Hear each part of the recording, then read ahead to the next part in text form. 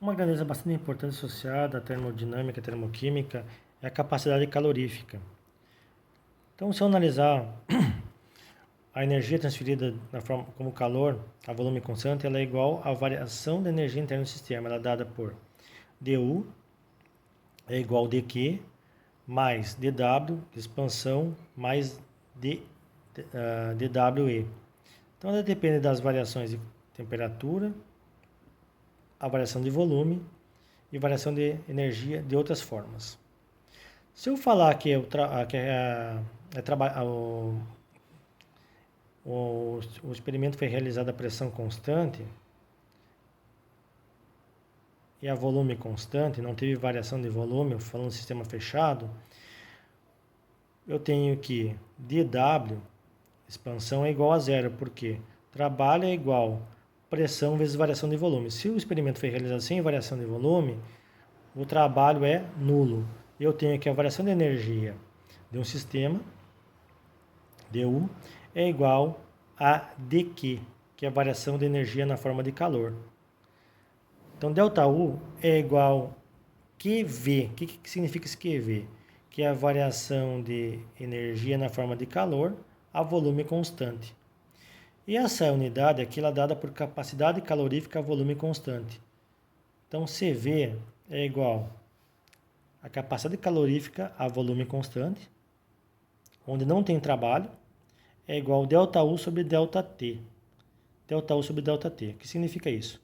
Que é a variação de energia, se eu passar o ΔT para cá, eu tenho a variação de energia interna, ela é igual a capacidade calorífica a volume constante vezes a variação de temperatura. Entenderam isso? A variação de energia interna é igual a capacidade calorífica vezes a variação de temperatura. Em modo geral, estou dizendo o seguinte: quanto maior a capacidade calorífica, significa que eu preciso fornecer uma energia muito grande para que a temperatura seja alterada.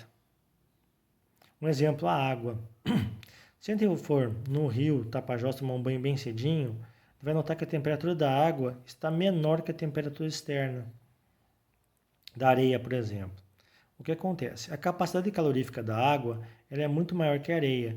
Então eu preciso fornecer uma grande quantidade de energia para a água para que a água consiga aquecer e a sua temperatura variar significativamente. À noite, quando eu entro na água, ela parece estar mais quente do que a temperatura externa. O que significa isso? Que a água precisa perder uma quantidade muito grande de energia para que essa temperatura seja alterada. Locais onde tem uma grande quantidade de água, normalmente a temperatura não oscila muito. Já locais como o deserto, de dia chega a temperaturas acima de 40 graus Celsius e à noite chega a temperaturas até negativas. Por quê? A areia ela é feita de silício, metal, no qual a energia fornecida pelo Sol ela aquece rapidamente a areia. E à noite, quando o Sol cessa a incidência de raios solares sobre a areia, ela vai perder energia rapidamente. Então, a capacidade calorífica está associada à quantidade de energia necessária para que a temperatura seja alterada.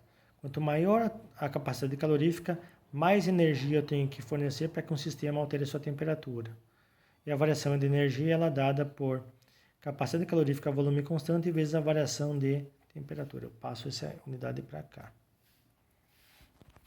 E aqui eu tenho o chamado calorímetro, que é um equipamento muito utilizado para avaliar a quantidade de energia em materiais. Pode ser em madeira, pode ser utilizado em alimentos, etc. Esse calorímetro nada mais é do que um recipiente onde ele está com isolamento. Isso aqui é uma barreira adiabática, uma barreira de ar. Dentro tem água. Aqui dentro água. Eu tenho um recipiente que eu coloco uma quantidade X de amostra. E um aquecedor, esse aquecedor tem uma função importante. Como existe uma diferença de temperatura entre a vizinhança e o sistema, esse aquecedor ele minimiza a diferença de temperatura entre o sistema e a vizinhança. O que vai acontecer aqui? Eu vou fazer uma ignição, eu vou queimar o material aqui dentro, uma combustão, fazer com que esse material queimado ele vai gerar uma energia que vai aquecer a lata que ele está contido, o recipiente que ele está contendo ele, e a água em torno. Ou seja, a energia fornecida pela combustão é igual à energia fornecida para a lata, mais a energia fornecida para a água. Basicamente, eu vou desenhar agora a equação. Basicamente, eu tenho aqui o calor fornecido pela combustão é igual ao calor que a lata recebeu mais o calor que a água recebeu. Esse calor é medido pela variação de energia da combustão M da lata, que é a massa da lata. Então, eu tenho que medir a massa da lata. C, a capacidade calorífica da lata do recipiente. ΔT, a variação de temperatura. Mais a massa da água vezes a capacidade calorífica da água, ΔT. Em palavras mais simples, eu posso utilizar uma lata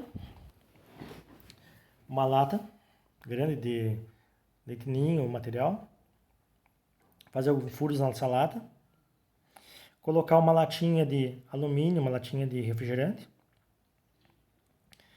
colocar água dentro. O que significa? Eu vou pegar a lata grande em volta de ninho, leite ninho, por exemplo, leite LG, qualquer outro. Vou fazer vários furos para que entre. Vou colocar aqui embaixo uma vela.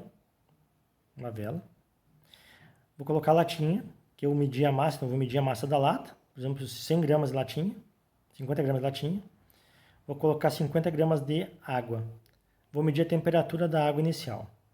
Depois eu vou medir a massa da vela. Eu vou ligar a vela, acender a vela. O oxigênio vai fazer com que a vela queime. A vela vai entrar em contato com a lata, vai aquecer a lata vai aquecer a água. Após um tempo, eu vou desligar, apagar a vela. Vou medir a massa da vela. Então, é aquela massa, a final menos a inicial, foi a quantidade de massa que a vela queimou. Depois eu vou medir a temperatura da água. E aí eu vou calcular.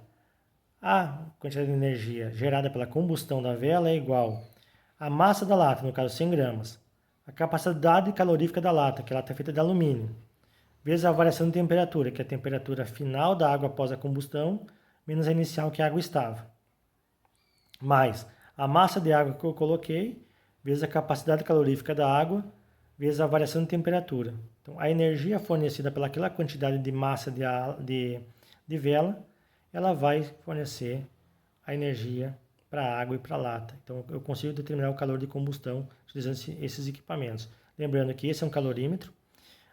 A maior importância do calorímetro é que ele é um sistema adiabático. Então, a combustão aqui dentro do material, ela vai aquecer o recipiente onde está o material e a água. E não vai ter troca de energia com a vizinhança. Então, é um sistema mais preciso de medição.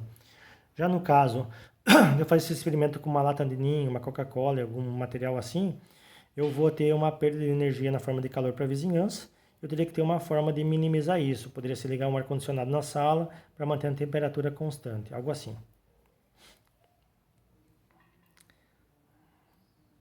Então, a capacidade calorífica relacionada à variação da energia interna é dada por variação de energia é igual a CV, que é a capacidade calorífica volume constante, ΔT, que é a variação de temperatura. Então, dU é igual a CV ΔT. dU é igual a Q.